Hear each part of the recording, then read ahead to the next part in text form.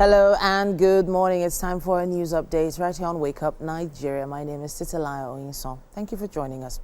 The Federal High Court sitting in Abuja has granted bail to the senator representing Kogi Central Senatorial District, Natasha Akpoti-Udauaghan. Now, this is on self-recognition. She was arraigned on a 6-count charge of alleged imputation to cause such harm and cyberbullying, which she pleaded not guilty. Senior reporter Celestina Iria has details.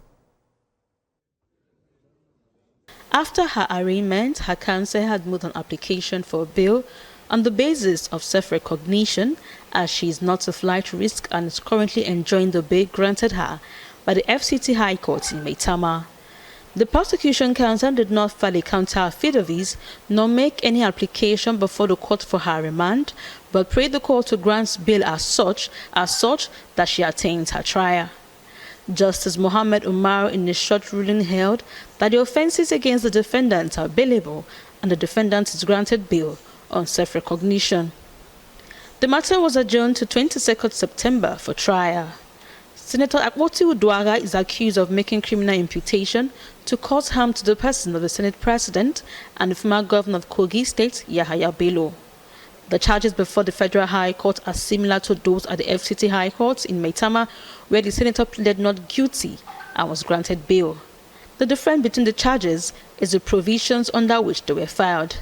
The matter before the FCT High Court was brought under the Penal Code, while the one before the Federal High Court was brought under the Cybercrimes Act. Celestina Iria, TVC News, Abuja. Outside Nigeria now, the U.S. Senate has begun voting on a massive spending plan dubbed the Big Beautiful Bill. Today, or rather yesterday, after weeks of contentious negotiations, Republicans who control both chambers of Congress were divided over how much to cut welfare programs in order to extend tax breaks. President Donald Trump wants Congress to pass the bill by 4th of July, after the House of Representatives passed its version of the bill last month. By a single vote, the legislation went to the Senate.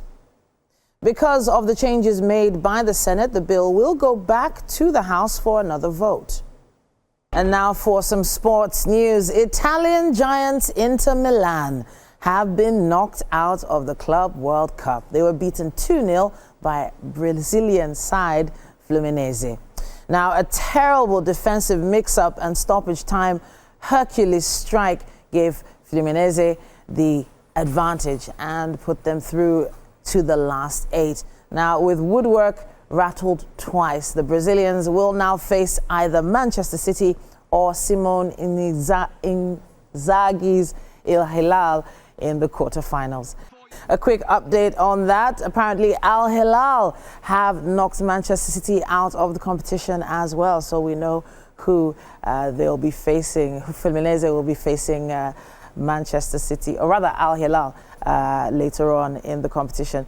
And now on to other sports news. The winning team of the 2024 Women's Africa Cup of Nations will engrave its name in history as CAF is set to unveil a brand new trophy for the tournament. Now, the new silverware will be officially launched on Wednesday, 2nd of July, and the unveiling is part of CAF President's broader vision to elevate women's football across the continent.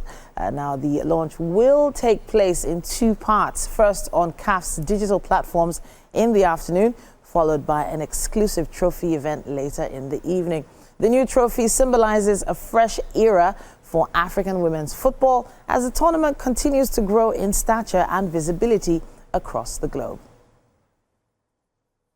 All right, so who will be vying for that big, beautiful trophy? We'll find out very soon. Okay, then let's wrap it up on news and sports for this hour. There's still so much more for you to look forward to on Wake Up Nigeria.